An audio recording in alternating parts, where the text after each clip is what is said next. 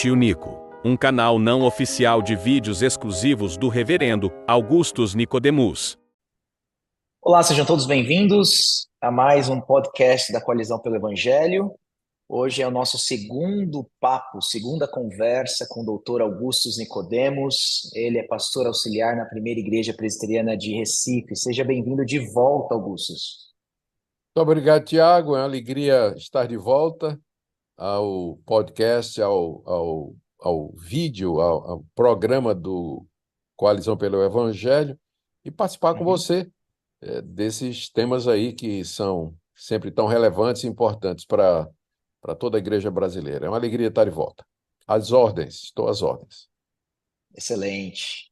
Então vamos em frente, que o nosso tempo é curto. No nosso primeiro papo, nós conversamos sobre Confissões de um Pregador, um dos seus livros recentes, publicados aqui no Brasil. E hoje nós vamos falar do mais novo lançamento, está fresquinho. Peguei ele ontem com a Editora Fiel, não é? Profetas, a profecia na Bíblia e na Igreja. E além do material, além do assunto ser interessante, olha que capa linda, né? Achei fantástica essa capa que fizeram. A Fiel mandou muito bem realmente com essa publicação. Augustus, por que escrever um livro sobre profetas? Vamos começar por aqui. Por que um livro sobre isso? Qual a importância que você vê do assunto? Primeiro, por conta da importância do que o profetismo, por assim dizer, ele tem nas escrituras, tanto do Antigo quanto do Novo Testamento.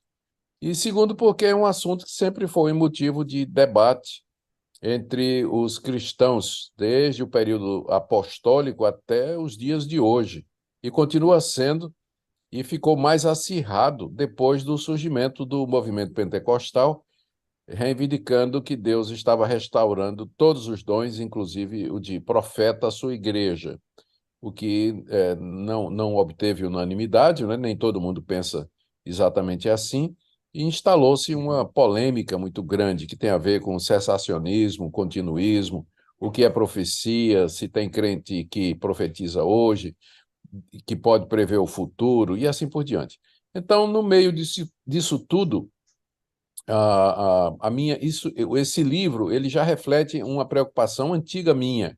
Ele é, em grande parte, a minha tese de doutorado, que foi sobre a visão de Paulo a respeito de profecia e o quanto Paulo pode ser considerado um profeta na interpretação que ele faz das Escrituras e no ministério dele. Então, esse material foi atualizado, a Editora Fiel fez um trabalho extraordinário, muito bom de edição, e o livro, então, é lançado sabendo que esse é um tema que sempre é relevante. Tanto faz você lançar ele agora, se eu tivesse lançado há 20 anos atrás, seria relevante também. Período da Reforma, os reformadores tiveram que lidar com essa questão, particularmente com a chamada ala mais radical da Reforma, os espirituais daquela época que reivindicavam ter o dom de profecia. Então, essa é a razão pela qual o livro foi escrito. Ele faz companhia a um primeiro livro publicado também pela Fiel, chamado Apóstolos. Então, esse é Profetas, e aí o pessoal pergunta se vai ter um terceiro, né? Evangelistas, pastores e mestres, pensando lá em Efésios capítulo 4, verso 11, né? Não tem planos, é só apóstolos e profetas mesmo. Profetas. Não, boa. E, bom, entrando no assunto, o senhor diria que há alguma diferença importante, significativa, de profetas do Antigo Testamento para os profetas que nós temos no Novo Testamento? Sim, eles têm em comum o fato de que são, como a palavra indica, eles são um canal pelo qual Deus fala. Profeta, na raiz da palavra, ou do significado, ou no coração da ideia do profeta, está aquilo que nós lemos lá em Êxodo, Deus dizendo a Moisés que Arão seria a boca de Moisés, e Moisés seria como Deus para Arão. Então, Arão, essa combinação aí representa muito bem o que é o profeta. O profeta é a boca de Deus. é alguém que traz uma palavra da parte de Deus. E a questão é que no Antigo Testamento, essas pessoas que Deus levantava como profetas, através dos quais ele falava, eles traziam da parte de Deus revelação acerca da história da redenção, as etapas futuras do plano de Deus, como, por exemplo, o exílio babilônico, o retorno à Terra Prometida, a recuperação do templo, a reinstalação do serviço sacerdotal, a vinda do Messias, o novo céu e a nova terra. Isaías fala sobre isso. Então, os profetas do Antigo Testamento eram canais através dos quais Deus revelava as etapas do plano da redenção. No Novo Testamento, quem faz isso não são os profetas. Quem faz isso são os apóstolos. É o apóstolo Paulo que fala a respeito da ressurreição dos mortos, do surgimento do anticristo, do papel de Israel na história da redenção, o que é que vai acontecer com os judeus. É Paulo que fala a respeito da transformação dos vivos por ocasião da vinda do Senhor, é o único que fala sobre isso. Quem escreveu o livro de Apocalipse não foi um profeta, foi um apóstolo, o apóstolo João. Então, quem substitui, por assim dizer, quem continua o ministério de Isaías, Jeremias, Daniel, Ezequiel, é Paulo, Pedro, Tiago, João. Eles é quem dão continuidade, não é? Então, os substitutos ou os continuadores dos apóstolos do Antigo Testamento dos profetas do Antigo Testamento, são os apóstolos do Novo Testamento. Os profetas do Novo Testamento, eles têm uma função diferente. Eles estão operando nas igrejas locais, eles ministram ali aquela comunidade, eles não têm um chamado específico, como o Isaías teve, Jeremias teve, Amós teve, Mateus teve, Paulo teve. Eles não tiveram um chamado específico, mas é um dom espiritual que aparece nas várias listas do Novo Testamento. E eles trazem uma palavra da parte de Deus extempore, à medida que Deus traz essa palavra ao coração deles, né?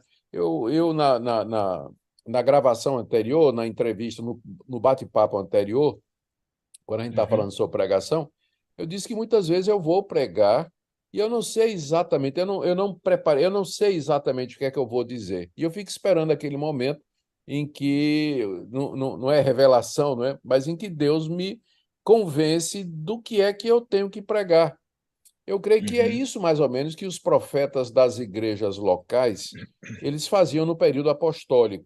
Deus trazia para eles uma palavra de exortação, de edificação, de instrução, e eles transmitiam ali extempore para a igreja. A diferença dos profetas e para os mestres é que os mestres fazem isso regularmente. Eles têm um ministério, eles têm dia e hora para fazer isso. O profeta não, ele pode ir para um culto e não sentir nada, Deus não está dizendo nada. Estou pensando no culto daquela época. E, de repente, ele podia falar. O apóstolo Paulo, inclusive, chega a dizer que 2 ou 3 profetas podem falar, mas eles têm que ser julgados, que é diferente dos profetas do Antigo Testamento. Ninguém julgava Isaías ou Jeremias, tinha que obedecer. Mas o profeta do Novo Testamento, ele tem que ser julgado para ver se o que ele está dizendo está de acordo com a doutrina apostólica. Então, estas são algumas diferenças, não é? Não tem nenhum livro do Novo Testamento que foi escrito por um profeta do Novo Testamento. Não tem nenhum. Todos foram escritos ou por apóstolos ou alguém relacionados com o círculo apostólico, o que coloca os profetas num patamar diferente daquele patamar do profeta do Antigo Testamento. Nós não temos mais, para terminar essa resposta, Tiago, nós não temos mais profetas como os profetas do Antigo Testamento. Pode eventualmente ser que Deus levante alguém numa igreja que traga uma palavra de exortação, de aviso, de advertência ou de consolo para a igreja. E eu não vejo nenhuma dificuldade com isso. É claro, a palavra dele deve ser examinada para ver se está de acordo com a palavra de Deus. Eu não teria muita dificuldade com isso. mas é diferente da profecia do Antigo Testamento. Ok. E essa palavra extempore, ah, ela estava ali no Novo Testamento, né? E pensando agora na igreja também atual. Ela está diretamente ligada a uma previsão futurística ou não necessariamente? Ela está ligada mais ao ensino da palavra ou tem esses dois aspectos?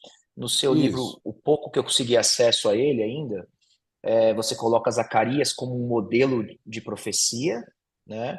sim. Mostrando de como ele olhou para o passado e também futuro, mas futuro dentro da história da redenção, olhando profecias do Antigo Testamento. Então parece estar ele prevê futuro, mas ele está com o Antigo Testamento nele, não é isso? Então Isso. ainda se torna um tipo de ensino. Mas a gente tem também Ágabo, que normalmente é citado, Atos 11, 21, então, que parece que é somente uma previsão do futuro. E acho que é Uhum. muito disso que temos nas igrejas brasileiras hoje em dia, essa ideia do profeta. Então se há espaço, é extempore, então eu posso sim, no meu culto, dar essas palavras que vão prever futuro de pessoas. O que que o senhor diria Uhum. acerca disso? Olha, é difícil você estabelecer essa prática a partir do Novo Testamento, porque o único profeta que aparece fazendo profecia predictiva é Ágabo. Não tem mais nenhum. E quando Ágabo, duas vezes Ágabo predisse o futuro. Na primeira, ele anunciou uma fome que haveria de vir sobre o mundo. E, de fato, aconteceu. Coisa que a gente não viu aqui, por exemplo, na pandemia. Não apareceu ninguém predizendo, né, que pelo menos eu não sei de nenhum profeta, desses profetas famosos, não teve nenhum que dissesse, olha, está chegando uma pandemia, uma peste que vem sobre o mundo todo, que vai atacar todas as nações, vai trazer um grande prejuízo financeiro, o mundo vai mudar, vai ser diferente a partir daí. Não teve nenhum profeta para nos avisar a Uhum. respeito disso. Ágabo predisse uma fome que haveria de vir e aconteceu exatamente como ele tinha dito, inclusive no livro de Atos está dizendo foi na época do imperador Cláudio, e a gente sabe por outras fontes, inclusive a data em que essa fome aconteceu, me escapa agora na memória. Então, Ágabo primeiro profetizou a respeito daquela fome e depois ele profetizou a respeito do que ia acontecer com o apóstolo Paulo. Paulo era apóstolo, Paulo era canal de revelação, Paulo era alguém que foi levantado por Deus para plantar a igreja no mundo gentílico. Então, aquela profecia de Ágabo a respeito da prisão de Paulo em Jerusalém quase que torna Ágabo semelhante aos profetas do Antigo Testamento. Ele está falando de uma etapa importante na história da redenção, quando o apóstolo dos gentios vai ser preso e vai ser levado para o coração do império. Então, é diferente do que você vê nas igrejas hoje acontecendo, né? É um tipo de profecia predictiva bastante diferente do que você vê nas igrejas de hoje. Nas igrejas de hoje, a profecia predictiva é do tipo assim: o Senhor me revelou que você vai ser abençoado, você vai ser feliz, que você vai passar por muitas tribulações, ou então que você vai enfrentar um grande problema e está esperando você no futuro. Gente, isso é geral demais e cabe em toda e qualquer situação. A profecia de Ágabo, a semelhança dos profetas do Antigo Testamento, ela era bem precisa, ela é bem exata. Então, Deus pode fazer isso hoje? Pode. A gente deve esperar que isso aconteça de forma regular nas igrejas, em todo o culto? Absolutamente não. Não era essa a função do profeta durante os cultos, ficar adivinhando o passado das pessoas e predizendo o futuro delas. Mas os profetas, como está lá em 1 Coríntios capítulo 14, verso 2, instruíam, edificavam, doutrinavam a igreja. Lá no livro de Atos, Atos 15, nós lemos a respeito de Silas e outro que eu me esqueço o nome agora, acho que era Judas, que eram profetas e que consolavam, davam conselhos, edificavam o povo. 1 Coríntios 14, o apóstolo Paulo, no final, diz: todos vocês podem profetizar para que todos vocês sejam instruídos, aconselhados e confortados, deixando claro que a pregação, deixando claro que o profetizar é praticamente pregar, trazer a palavra de Deus, instruir o povo. Então, pode ter profecia predictiva? Pode. A gente não pode dizer a Deus que ele não faz isso ou aquilo. Mas na revelação que ele nos deu, que é a Bíblia, não existe nada que nos encoraje a esperar esse tipo de manifestação. Para a gente saber a vontade de Deus, a gente tem que ler a Bíblia e aplicar os princípios que ela apresenta à nossa vida. E eu já sei o que é que vai acontecer no futuro, já está escrito. Eu sei que o mundo vai de mal a pior, sei que vai surgir o anticristo, sei que perseguições haverão de acontecer e sei que Cristo voltará. Então eu já conheço o futuro e eu guio a minha vida a partir desses princípios aí. Não preciso de um profeta para chegar para mim para predizer em detalhes a minha vida, né? Já pensou esse tipo de coisa acontecendo todo dia nas igrejas, não é? Que confusão isso não haveria de trazer. Então, é mais ou menos isso que eu procuro mostrar no livro, que a profecia está muito relacionada com a instrução, o aconselhamento, a orientação e a aplicação da palavra de Deus ao coração da igreja. E isso geralmente de maneira extempore. Um exemplo do que eu já falei aí, no caso dos sermões que eu não sei o que é que eu vou pregar. Alguns querem, às vezes, atacar a posição mais reformada, em que eles tentam equiparar a profecia com pregação, né? Talvez seja majoritariamente essa interpretação, porque eles vão para 1 Coríntios 11 e lá vai falar que a mulher também orava e profetizava, né? Sim, Mas o que o senhor está colocando é que, embora haja ensino, não é um ofício pastoral, não é? Mas que não, as não. mulheres são usadas por Deus tão quanto para orar, para edificar vidas, exortar e fazer o seu papel ali de membresia dentro do corpo. O senhor não equipara profecia com pregação, no nível de pregação constante, domingo após domingo na igreja, mas Não. equipara a ensino, né? É um segundo nível de ministério da palavra, por assim dizer. Tá correto essa minha, Tá, minha maneira de ler o que o senhor está falando?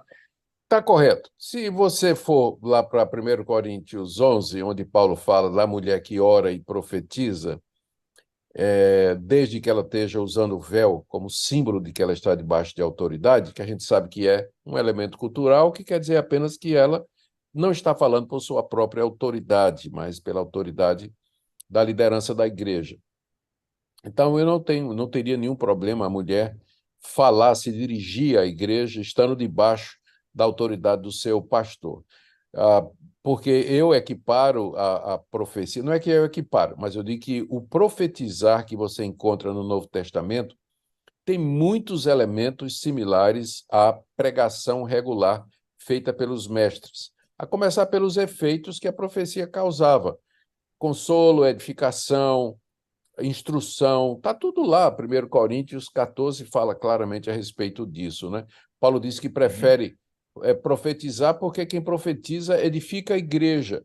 Edifica como? Dizendo: ó Zé, Deus me revelou que amanhã vai ter uma bênção para você. Que edificação é essa, né? A edificação na Bíblia sempre é pela palavra de Deus. Então, a mulher falar no culto e trazer uma palavra ao culto, eu creio que é o que Paulo está descrevendo em 1 Coríntios 11. A única coisa que ele faz, a única restrição que ele faz, é que ela faça isso debaixo de autoridade. Se profetizar é prever o futuro, a coisa fica pior ainda. Ora, se a mulher não pode falar, porque isso daria autoridade a ela, muito mais autoridade ela teria se tivesse o poder de prever o futuro. Então, o problema, na verdade, é o oposto, né? As pessoas querem equiparar para resolver o problema da fala da mulher, mas se você desequiparar e dizer que a profecia é a revelação inspirada das coisas futuras, você está dizendo que a mulher era canal de revelação de Deus durante os cultos, o que dá a ela uma autoridade muito maior do que ela simplesmente trazer uma palavra de aplicação, de consolo, de orientação para as pessoas da igreja. Então, eu prefiro essa interpretação de que 1 Coríntios 11 as mulheres que profetizavam, elas, durante as assembleias dos cristãos, elas podiam ter direito a trazer uma palavra da parte de Deus e podiam ser julgadas com relação a isso. O que elas não podiam fazer era se engajar em algum tipo de atividade que desse a impressão de que elas tinham autoridade espiritual, que é o caso de 1 Coríntios 14, quando o apóstolo Paulo proíbe que a mulher fale na igreja. E no contexto, ele está proibindo que a mulher se engaje no julgamento dos profetas, o que daria para ela autoridade sobre os homens. Aí Paulo diz, se você quiser saber alguma coisa, se referindo ao que os profetas disseram, pergunta ao marido em casa, porque na igreja eu não admito que a mulher fale. Fale com autoridade, ou numa posição de autoridade, que seria o caso dela questionar os profetas. Então, é assim que eu entendo, né? Alguns irmãos pensam diferente e acham que não, que a mulher não deveria dizer nada ou falar absolutamente nada durante um culto, uma reunião, mas a minha dificuldade com isso é encontrar um fundamento bíblico para isso, né? Quando você tem 1 Coríntios 11, você tem lá no livro de Atos, capítulo 20, das 4 filhas de Filipe que profetizavam, como é que a gente vai resolver isso aí? Então, tá aí. Uhum. Muito Muito bem. bom. Gente, o papo tá excelente. Com certeza, esse livro aqui, Profetas, ele vai ser muito lido, é extremamente necessário para o nosso contexto brasileiro. Eu acredito que diferentes denominações, vertentes do evangelicalismo brasileiro vão acessar esse material para o bem ou para o mal, concordando ou discordando, né? Mas ele está aqui, a gente vai ter que lidar com ele agora. Mas vindo do Dr. Augusto Nicodemos, eu tenho certeza que vai edificar muitas vidas este ensinamento. O pouco que eu folheei, ele tem tentado ser extremamente bíblico, então não é aqui achismo, não é o que eu penso, o tempo todo argumentando como ele deu as respostas aqui com base bíblica, etc. E isso que vai trazer convencimento a todos nós. Então fica mais uma vez a indicação do Profetas, lançamento da editora Fiel. Augustus, muito obrigado mesmo. O papo foi excelente. Acho que clareou Que bom, bastante, deu alguns caminhos aqui para os nossos ouvintes para pensarmos. Esse assunto muito que não bom. é fácil, é debatido, mas pelo menos é uma porta, né? Abrimos aqui uma porta para que eles possam depois acessar o seu material. Ok, muito obrigado. O tema é difícil mesmo. Espero que, de alguma forma, possa ajudar aí os nossos ouvintes. Obrigado pela oportunidade. Que Deus abençoe todos vocês e até uma próxima oportunidade.